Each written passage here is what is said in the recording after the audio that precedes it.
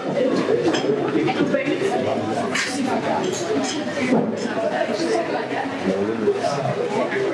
morning to you all. Well, I thank the organizers for inviting me to participate in this very interesting conference. I'm a little surprised too, because I'm an odd man, a neurosurgeon and a numismatist, nothing to do with history. I know a little bit about ancient Indian coins. I happen to be the chairman of the Numismatic Society of India. But most of my life was spent in opening skulls and the spines and teaching students. Well, there are three very thought-provoking papers in this session. And the speaker is going to be Srimati Jnaneshwari Kama, who is going to talk on games then and now. And second speaker going to be Vinita. She is going to talk on bridging the past and present through traditional games. And the third paper going to be by Aman Gopal Sureka. She is going to talk on games that simultaneously witness and advise. And we all know that games are the activities which are being played from ancient times, but mostly for pastime and amusement. And well, of course, there are a lot more other things and so on. So morning, we have heard a review by our keynote speaker.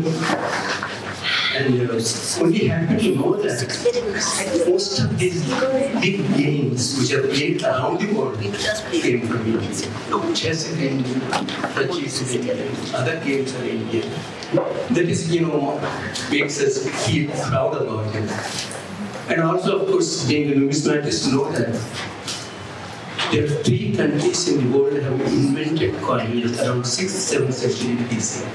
India, China, and India. India later became a part of this.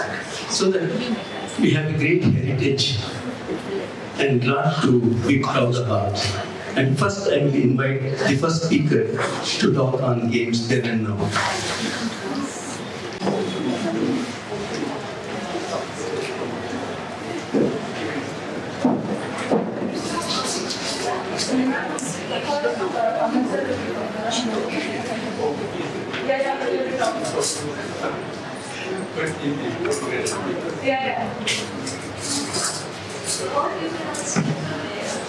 But they can't see the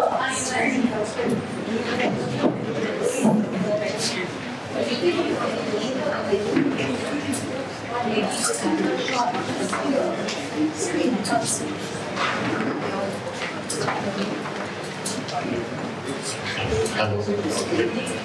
So, namaskar to this very learned audience. I take my most sincere respects and pranam. I am a student of engineering and a professional in the field of information technology. So, I have very little exposure to qualified research. So, my apologies if here I present an assimilation of thoughts and opinions that I have gathered from my reading and discussions.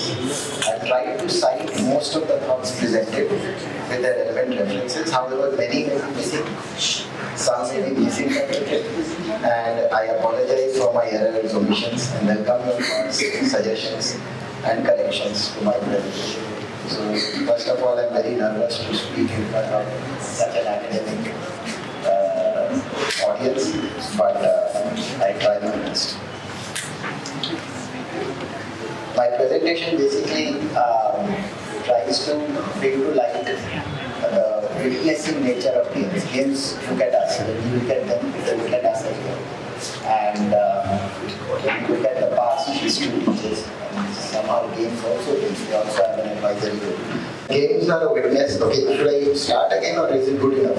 Good enough. Okay. So, I strongly believe that the consciousness of the whole of mankind. हम लोग युगों की बात करते हैं, युग की बात करते हैं. तो अगर हम युग की बात करते हैं तो युग क्या केवल भारतवर्ष में थे कि सारे संसार में? Excuse me, please, English, Hindi we don't understand. I'm sorry. So when we speak of the yugas, do we really mean yugas were relevant only to the Indian subcontinent, or were they relevant to the whole world or the whole of creation as in my head they were relevant to the whole world. And if they were relevant to the whole world, then the worldview should match with the worldview that we believe was in, say, Satyayug, then Treta, then Dwapar, and then Kali. So in my head, games across the world should converge in some way to the same mindset that we find them here in India. So one of the things that I try to do is find games from different spaces, from different countries and different geographies that were, say, in the Egyptian era. Pharaohs used to play the game of Senate, and if you go and look at that, you will find it reflecting Advaitic philosophies and metaphysics. So a lot of games from across the world seem to converge to a mindset of a specific society, of a specific era, and they sort of conformed.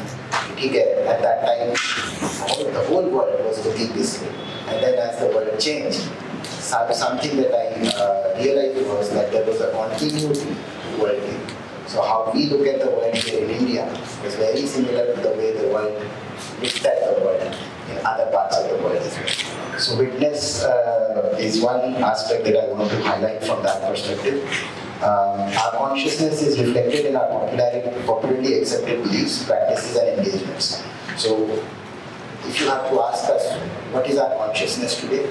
Well, it reflects in everything we do because consciousness reveals itself through our manifested actions. So over time, these became tradition and culture. So consciousness, tradition and culture, I try to equate these in my thoughts. I maybe wrong, but that's the way it is in my head. I also believe that consciousness finds a true reflection in our entertainment and gaming engagements, that they are most closely connected to our hearts, and our choice in these aspects comes naturally to us. So when we play, we really don't try to validate, we really stick to what we feel, and therefore our consciousness reflects better. That's again a very personal opinion, just placing them in front of you. The experiential nature of consciousness and its path in time has been discussed in great detail in our Vedic texts. The path of consciousness has been described as the nature of Sat, Treta, Dwapar and Kali. In the Vedic context, we are in the Kali Yuga and our beliefs and practices must therefore align with the prescribed path of consciousness. तो अगर वो लोग बोल रहे हैं कि कलयुग में ऐसा होगा तो a study of the evolution of games across the globe must therefore reveal the same truth. I claim to have found this to be true. In reverse, I therefore propose that the chronology of games should be correlated in time to our understanding of the changes in social beliefs and practices where evidence through artifacts and historical documents are inconclusive. What I'm trying to say is that, as ma'am said in her presentation, it is difficult to date games. We really can't date them very easily. Artifacts are one way to date them, and I'm just proposing an alternative where people from social sciences, people who know social sciences, can use their knowledge of society to associate to a certain game by the nature of the game itself. So if the game follows a particular ethos, then that can be associated with a society that believed in that ethos at that time. And therefore there can be a correlation between the social beliefs and the games that represent those social beliefs. In this presentation, I will try to provide a context to both these claims. So as we go ahead, I'll try to explain myself. The other thing that I wanted to just touch upon is time itself. Time, we believe is linear, minus infinity to plus infinity kind of scenario. But my readings have also shown me that we, in our Indian context, believe in the spirality of time. We believe time is a spiral and not a linear thing. I have references, but it's not relevant to put those references in this presentation, so I'm avoiding it. But starts from a Big Bang, goes all the way out, and is related to the speed of light, which changes with time. So there are certain things out there, and when we talk of chronology, that also seems to be something that we must consider. Whether we want to treat time as a linear segment or as a spiral segment, and that also builds in a lot of complexity. I'll quickly race through this because I think I'm... So here is one of the sutras from our Vedic times. Since witnessing alludes to the history and we loosely translate this to Itihas. This is sticking to the witness space. I would like to share the persona of Itihas Purush in the Vedic context. So who is the witness? Witness की परिभाषा, a description of witness has been given in the Shvetavara. So in this Shvetavara, Itihas Purush is bold-faced and of white complexion. His body is Kushabhasa, of the texture of the earth and glass. The whole persona of time resides within Mahudar, his belly. He holds a rosary, the Akshasutra, a numerical instruction on time in one hand. On the other is a pot of nectar, symbolizing his will to benefit everyone. The lotus jewelry symbolizes beauty, progress, and bliss. So the pot of nectar symbolizes that time wants to benefit everyone. It wants to be an advisor. So a witness also wants to be an advisor is the aspect that I want to highlight here. Now, snakes and ladders, Sarpa Sopanam.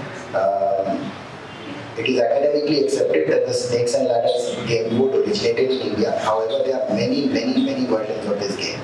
Some align to the Advaita philosophy, others suggest Karma Kandi Marg to Moksha. Some align to the narratives of the Bhakti tradition, yet others the Jain philosophy, the Buddhist Tantra, the Sufi, and even one with Christian interpretation of ethics. Finally, we have the most commonly found snakes and ladders that we play today, which is essentially got only one aim: to compete, to reach a target, and therefore to win over your opponents. Ancient versions of snakes and ladders. Yeah. So here you have a lot of those images of different versions of snakes and ladders. The 84 cell gem, and you have the, this is all gem. This is the last film. This is something very interesting. That is also 84 cells. And you have the 101 cell Muslim Ajmer, the Sufi version, and the Caliphate version. And then you have the Saudi, and you have the 101 cell version. So you've got many versions. You've got the 124 cell Vaishnav, and then of course Vaikuntha Man also showed one version of similar kind. And you have the 360 Pahadi version. So you have many versions, the 100 cell virtues and vices. Each one of these designs has a structure of its own. The most concise of them is the 72 cell Vaishnava version, which is the most elaborate, while the most elaborate being the 360 cell Pahadi version, which essentially has 4 sections that combine into a single game. So you have a lot of versions of snakes and ladders. We're going to spend a few minutes looking at the Buddhi Yoga, which is a 72 cell Vaishnava version. Okay, so when I was investigating the content or the purpose of the 72 cell Vaishnava version, I found that the same has also got many versions. So even in the 72 cell Vaishnava version, there are many versions, or each one with some small differences. Now, I just saw that you are also very in the audience. But I found out that the same has also got many versions. There were subtle differences in the way some cells were placed, some snakes were configured differently. What these aberrations, the details of these changes and the difference in the social narratives that they allude to is really outside the scope of this presentation. However, one design struck out of the many as being very perfect. So when I was going through all these designs, there were differences. And later I'll also talk a little bit about how these differences actually reflect the different ethos. That so they took the game and they modified a couple of cells and they modified a couple of snakes to suit their beliefs. So this design, which I am going to describe here, seemed to have a very beautiful non-conflicting kind of a design. The cells coexisted on the game board beautifully in relation to each other. Columns and rows followed a pattern. There was a repetitive structure to the game board. Different narratives and philosophies came together into play in a magical manner, and the whole board aligned beautifully to our Vedic principles, narratives, and ethos. So this game was very beautiful. Soon to me, other games seem to be evolutions from this under a changing society. This format or design I named Buddhiyo for easier identification and reference. In the next few slides, some aspects of this design will be presented. The board has many such narratives and design elements, so we won't cover all, but we'll just cover some. For example, if you look at the center of the board, you have a spinal cord kind of thing, and this is the Tantra or Dhyan Marg. So you have your Muladhara, Nusasra, and Vaikuntha top. So the Tantra or Gyan Marg is one of the three popular margs to moksha. Kabir reminds us that our chadar is jhi. If you hear Kabir's songs, considers our construction to be very delicate. Jhini chadar. The game board reflects this structure in its sleeve of rows and columns or warp and weft. So if you really look at it, it looks like a weave, a very delicate weave. The kundalini in the center column inspiring the warp and simultaneously the chakra in the center of each row, uniting the ethos of the different cells of the weft. So the chakras actually unite the weft, at the same time the columns become the warp. The fundamental concepts of this system are beautifully encoded within the game. The 8 siddhis, the 9 shaktis, or forms of Devi, the 72,000 nadis, and the kundalini are all symbolically alluded to on the game. So the number 72, 72,000 nadis. And so all of our Gyanman fundamentals are symbolically alluded. Etymologically, Tantra refers to expanding beyond the material realm. Practitioners of Tantra aim to finally attain moksha through practicing the highest vidya. The Kaula tradition believes in 2 paths to knowledge. Gyan, which is acquired through Shabd. Just a second. So you have Gyan and Vivek on opposite sides of the game board. Can you see Vivek? Vivek is right here. And Gyan was, I'll go back one step to show you Gyan. So here you have at the bottom Gyan. Thank you. There you go. So this is Gyan and this is Vivek. Gyan, which is acquired through Shabd, and Vivek, which is acquired through insight of inquiry. On the game board, the Vanaprastha ashram, rows 5 and 6, begins with Gyan and ends with Bhakti. So, let's go back on this. Some reason I am unable to go back, and which is creating a certain kind of a problem.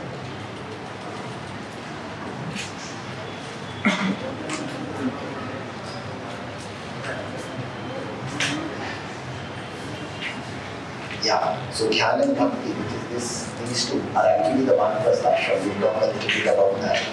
And very, very nicely structured is what I really want to say here. So Vidya and Vivek are interestingly at the center of this path, Bhakti and Gyan being vertically adjacent and opposite to them. Similarly, Vivek and Suvidya are adjacent but different. So you can see Gyan and Bhakti, these are 2 marks that are actually next to each other. And on the other side, you will see Suvidya and Vivek, which is again next to each other. This is the Vanaprastha space. So Vanaprastha starts from Gyan, ends at Bhakti, and is moderated by Suvidya and Vivek, which forms a very beautiful narrative, essentially, if you look at the way the game board is structured. In the position of Bhakti, so again, I can't go back, but Bhakti, the cell Bhakti is beautifully positioned in the Sagun side of the game board. So the game board has 2 sides to it. On the left hand side of the spinal cord is the Sagun interpretation, and the right hand side is all the Nirgun interpretation. So Bhakti is part of the Sagun. Again, another very beautiful narrative there as well. In addition to other beliefs and philosophies. As the player moves a marker over the game board, she simulates the actual shuttle that moves between the threads, landing on some, skipping others as she leaves her own unique pattern, her signature name on the game board. So it's very, very here in this is your spinal cord, this is your Sagun, this is your nirgun. And you have Ahankar coming down to Maya, Avidya going down to Kam. And these are very beautiful narratives. I can get into the details. But the Karma mark, if you look at it, so we're talking about the Gyan mark. Another mark to moksha is the Karma mark. The game board also describes the 4 stages of the dharma ashrams of life. The student, the householder, the retired, and the renunciate. So you have the brahmacharya, grihastha, vanaprastha, and sannyas. These again are 18 cells each. 18 is a very beautiful number, it denotes change. So with 18, you have 18 cells for brahmacharya, grihastha, vanaprastha, sannyas. And how each of these stages start is also very interesting, and how they are tempered is also very interesting. So for each ashram, you have a start and an end. Janma se harsh, the thrill of youth, abhimanyu, which we kar denge. And then you have karma se spashta chetana, which is the right vibration. Right vibration to do what? To accept Dhyan. Then you have Dhyan to Bhakti and Ahankar to Tamas. All of these are very, very beautiful narratives. They are very, very rich in terms of the message they send just by the way they have been placed on the game. As a child, one has many desires, many wants. They seem to be very basic, and the child experiences immense happiness when her wants are met. Right? This is something very natural. At the same time, the child is taught that she needs to have control and accept that everything she wants she may not get. This is the cell of thought, just above calm. So if you look at the game board, which I'm not having here, but we can talk about it out of the presentation. It starts from Janma, and you have calm here, and let me just see if I have it here. So calm and tapasya are the moderators of brahmacharya. So the lower row has calm, growth, love, moh, mad, matsarya, which are six passions. And our six passions, the word passion means something we cannot control. So for a child, when he cries, can the parents say, "Acha, हम cooking कर लेते हैं, फिर उसका रोना बंद करेंगे?" We are drawn to the child. So the child in us is our passions, and we try to cater to those passions the moment they happen to us. So that is also a part of the brahmacharya road.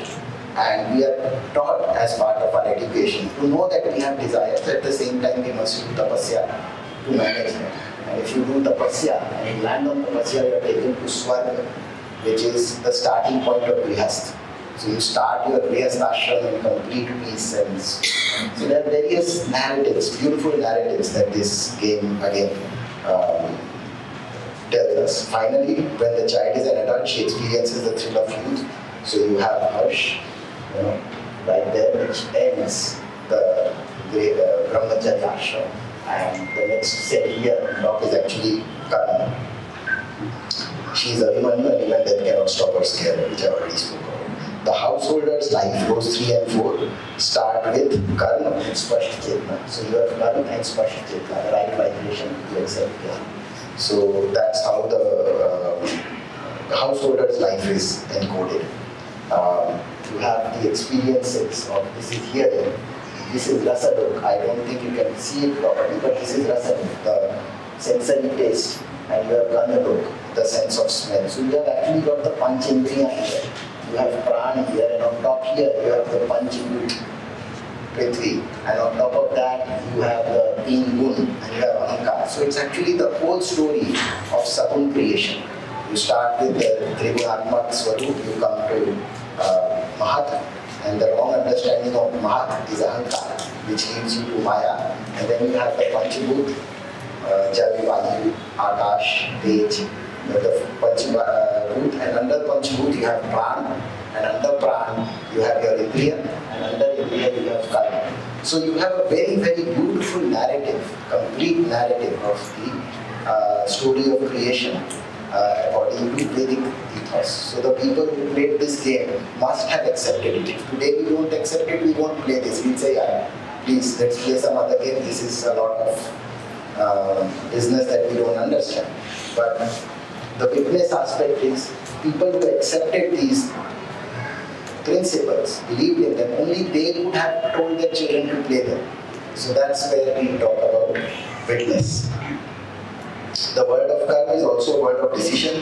One needs to choose between one or the other. The opposites of sudharma, adharma. So you have a lot of opposites on this earth also. You have sudharma, adharma, usangati, susangati. Like this, the whole board is full of opposites, which also inspires that you have to take decisions. You have to choose between this or the other. And adjacent cells, 6 places away, reveal the reference. So whenever you land on a cell above, a cell below, a cell on the left, a cell on the right, 6 cells ahead, 6 cells behind, the cell of the chakra, the ladder, all of these cells, 7 or 8 cells, combine to give you an experience of the cell you landed on. So it inspires exploration. For a child, he can explore the different dimensions of words. एक शब्द है, you have a word. How will you understand the word? You have all these 7-8 dimensions that this game board is actually allowing you to play with and experience through the process of the play itself. So you have, for example, if we have to consider, and I think I have a small example. Let's see, this is These are the opposites here. So if you look at Daya, you have Harsh, you have Maya, you have Dvesh, you have Dhan, you have Prayashchit, you have Karma. So the cell of empathy, adjacent cells. So for example, consider cell Daya, the cells of Dhan, Maya, Dvesh, Harsh, Brahmalok, because this ladder leads to Brahmalok. Swarga and Gandharva all relate with Daya and all contribute to the experience of Daya in the player. The game board becomes a representation of life and experiences of the player. As she moves her counter on the game board drawn towards the ladders and wary of the snakes, she experiences the ups and downs of life, beautifully relating it to her karmic path. So earlier we saw that it was like a cloth. You were going left and right. And that's if you are a practitioner of Jnana. But for a karmic guy, it is not so much about a wheel, but it is about ups and downs. And he possibly looks at the same game board and appreciates the ups and downs being part of his life and very closely associates with the game as well.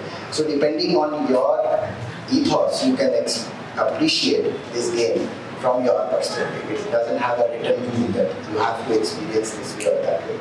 It's the ethos within you that you use to experience the game. Karma mark is done, and okay. Just a second. Okay. Another game I would like to talk about is Golokdham. This is an ancient game from Bengal. It has 64 squares, right? And it is of the pattern of a temple top, like map was also showing. A lot of South Indian board games also have this formation of a temple structure, where you have a sort of a triangle going up there and a base here. The context, so Golokdham was popularly played in Bengal almost in the 1970s. So you have references or available artifacts of this game also printed in College Street up to 1970. But all of these games were different. They had, the cells were differently named and a lot of things were different. So here we see how the same game, so one of the things that I've done in this paper is I've taken 3 board games. They don't have any dates on them. They are all purchased in 1970. So how do we date them? How do we figure out which came first, which came next, which came later? One of my friends suggested that we can use the technology used. Somebody has used printing press, somebody used dice. But then what stops an old game from having been adopted into a new technology? So you really can't use the paper or the technology to date the particular artifact because the content is important. It's not the finish, it's the content. And the moment you want to understand the content, then possibly you can associate it to the social structure and then therefore date it and do it differently, which is what we have attempted here. Now another little thing before we go ahead, this is the Ramakrishna Mission version. 64 is a very unique number, and usually games which were geographical in nature, which dealt with geographies, were 64. So you have chess, which is 64. You have Golokdham, which is 64. And there are lots of other games which are 64 sets and are essentially somehow related to geography. Sthan, 64 is also a very important number for Vastu Shastra. Again, I'm non-academic, and if I made a mistake, please forgive me. And to guide me also, where I can read more on this. But up to now, there have been many games that I have seen, which are actually geographic and using 64. Golokdham is one of those as well. So Golokdham is all about locations, places in India, and narratives of those places sort of joining together to give a story, to give a larger picture. So that one was Ramakrishna Mission version. What the mission says, Ramakrishna Paramahansa. This is College Street 1 version, which I have converted this way, and College Street 2 version. So there are 3 versions that we are going to discuss here, and these are the 3 versions. Now, what we are going to see is an example of Kapilashram. So Kapilashram is there in all 3 board games. This is how Kapilashram is there in the Ramakrishna Mission version. This is how it's drawn in the College Street 1, and this is how it's drawn in College Street 2. So there are 3 versions. It is a conditional setting where it is a conditional cell where the result of the player's throw decides whether he will move as a regular throw or simulate a lateral escape. What you have written here is if there is 3, then you go to 90. So if you throw a 3, then you go to 90. Any other cell, you just move forward. Whatever the number is. 1 ayat 1, 2, 2, 3, 90, 4, 4, 5, 5, 6, 6. So the count which you throw when you have landed on that cell, count done after landing, you decides where you go. Okay. So on a throw of 4, for example, the player is accelerated to Naimish Aranya, the forest of the sages, implying that there is no path to Narakund, which is actually 4 places away. So if you look at the game board, you will see Kapil Ashram, and in Kapil Ashram there is a statement, if you throw 4, you don't go to Narakund, you go to Naimisharanya. So that way you understand that from Kapil Ashram, you can never actually go to Narakund, because Narakund is 4 places away, and whenever you throw 4, you will be accelerated somewhere else. This is a beautiful narrative. Can we Kapil Ashram say, if you look at the story as well, no one goes to Narak. Kapil Muni is supposed to be a Muni who essentially takes you way beyond. So in the CS1 version, now that was the RK version, in the CS1 version, Kapil Ashram is mentioned as Kapil Muni, and without any condition, unconditionally raises the player to Haridwar and is at cell number 20, which is marked beyond Narak. So anyways, Kapil Ashram has been moved beyond Narak. In the first version, it was 3 and Narak was built after. Then second game, they moved it to 20. So anyways, they've crossed the Narak space and they've taken him to Haridwar. In CS2, Kapil Ashram is mentioned like a normal cell, like any other cell at 12, ahead of Narakund, and Sagar Dweep is mentioned as a separate cell. So Kapil Ashram and Sagar Dweep have been separated in the CS3 version. So Kapil Ashram is one thing and Sagar Dweep is another thing. Maybe connecting the narratives of Guwahati or Kapileshwar Mahadev of Uttarkashi to Kapil Ashram and that of Ganga Sagar to Ganga. So there are beautiful narratives in the northeast as well, which could have been the influence where people said Kapil Ashram to wahan hai, there was a disjoint. So they said, okay, we'll have Kapil Ashram and we'll have Ganga Sagar. So this is how people, thus the change of popular narrative with time is beautifully revealed on comparing these different versions. In the Arkham version, they have knowledge, just see this. This is again Narakund. So this is Narakund. So this is Arkham version of Narakund. This is CS1, this is CS2. You can see that the technology used is different and how the artwork is different. But this is a very interesting example. In the Ramakrishna Mission version, Narakund is a frightening picture with demons beating and boiling the player. You can see that here. Till he can throw a 1 to redeem himself to Vyaskashi. So if a person lands on Narakund, the only way he can come out is by throwing 1. And he is taken to Vyaskashi, which is again a very, Vyaskashi is on the opposite bank of Kashi, and it has a narrative that people would go to Pretlok. You can't get moksha from Vyaskashi because Vyas was thrown out of Kashi because of certain things. So very beautiful narratives, which in turn throws him back to Pretlok. So when you go to Vyaskashi, you will come back to Pretlok. From Pretlok, the player can actually only exit the vicious cycle of Narakvas on either a throw of 4 by going directly to Gaya Dham or on throws of 5, 6 or 7. Now this game is played with bodies, so 7 bodies, so you can actually throw up to 7. The player may land in the region that is still vulnerable to various experiences that may lead the player back to Narakvash. So when you land in Narak and you are playing this game, you will suddenly realize it's very difficult to get out of Narak. However, this changes. In the CS1 version, the player exits Narakund on a throw of 1. This throw itself takes him to Kanpur. So that viciousness of Narak experience is much reduced in CS1.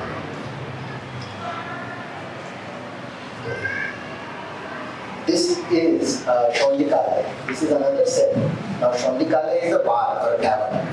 In Ramakrishna Mission version, there is an unconditional path from Shondikala to Narakundu. So the moment you land here, you go to Narak. However, in the second, in CS1, in stark contrast, the player remains in the same cell.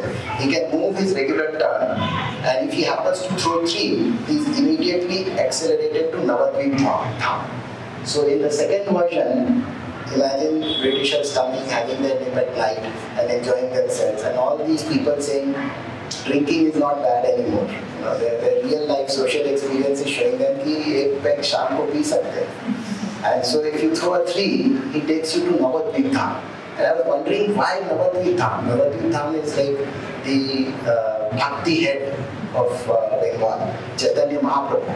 And I once went to Navadvip and I saw a lot of intoxicated people sitting in a particular locality and just singing. And I asked, what is this? Why here in this dham? And they said that Bhakti is also intoxication. You know, the response was that Bhakti is also intoxication. And I immediately connected to this version where if you go to the park and you Navadvip Dham and you see another narrative. So to me, coming back and CS2 version, similar to CS1, it's a regular cell. However, on a throw of 5, he is accelerated to Yamapuri. तो उसको वापस यम लोक में ले आते हैं.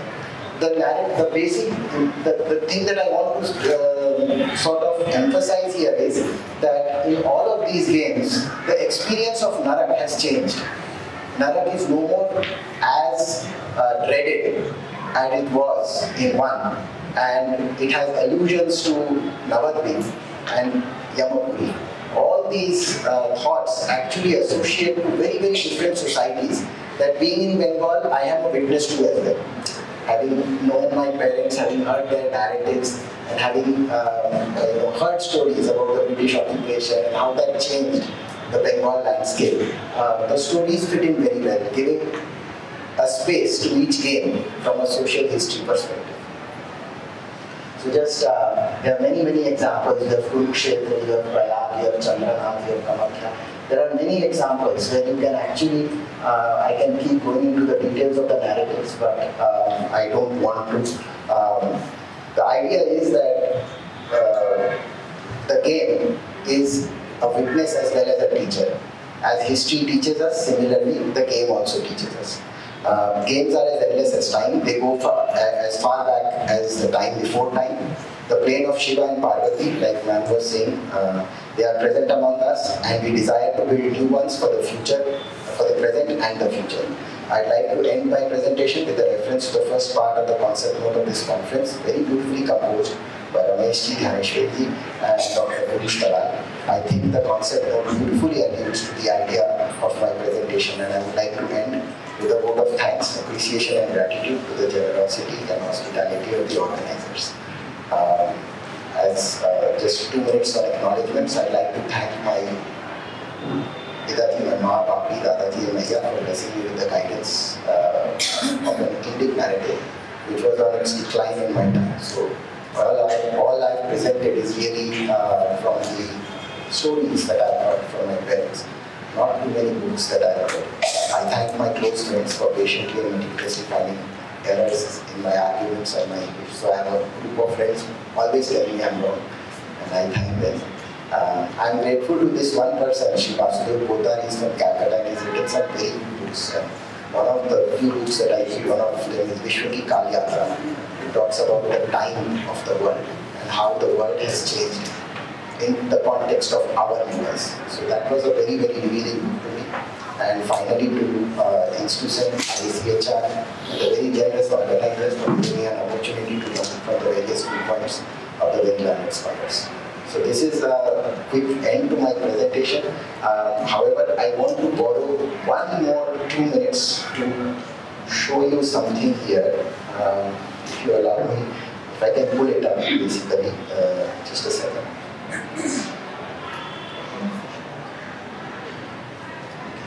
I have to switch on my mobile. There it is. So this is actually an extempo kind of thing. I hadn't prepared this, but I heard ma'am refer to museums, and I want to share my museum experience with you. My phone works here.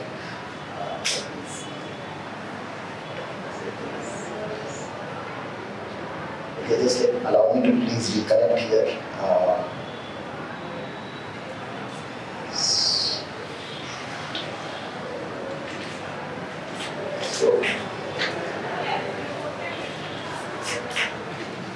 Just a second.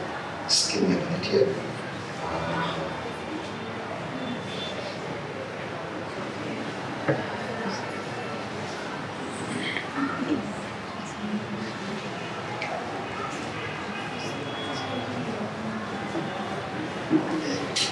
If you have a problem, you end here and we don't.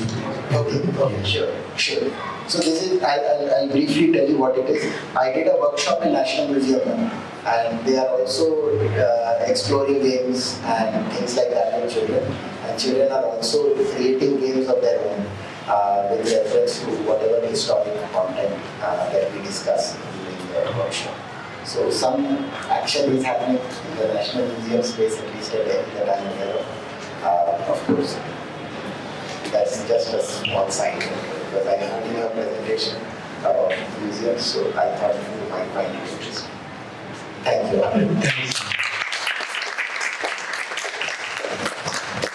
You go to the next paper, this will be given by Vinita.